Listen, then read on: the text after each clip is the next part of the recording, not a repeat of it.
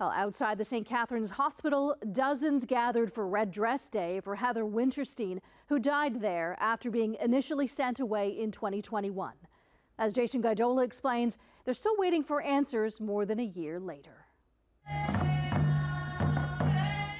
A red prom dress hangs in front of St. Catharines Hospital's entrance today, and those who gather around it say it belonged to Heather Winterstein, who died inside the waiting room a year and a half ago. I hate the circumstances, but she's now part of something really big. Winterstein's mother, Francine Shimizu, and many others are there dedicating Red Dress Day to the 24-year-old Winterstein, delivering speeches and song on hospital grounds, then taken to the streets for more support.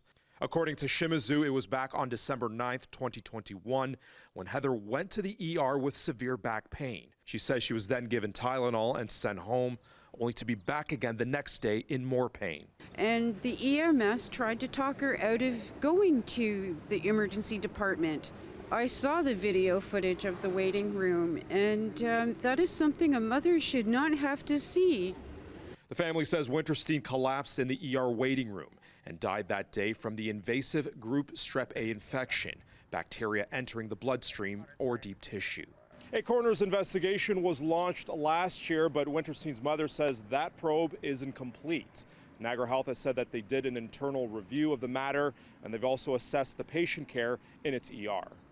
Last week, Niagara Health released a statement saying it created and implemented an Indigenous health team of 3 and looked to expand in an effort to improve quality of care. They also said with the help of a First Nations panel, they'd be, quote, coming up with meaningful recommendations to help guide Niagara Health towards reconciliation, and expect to receive the assessment plan's recommendations this summer. We have to change the way we view Indigenous women in all aspects of their lives so these tragedies stop happening and we stop having to support grieving mothers, grieving families. Executive Director of the Fort Erie Native Friendship Center, Jennifer Dockstader, says the panel was a third party who shared stories and says recommendations are expected in June.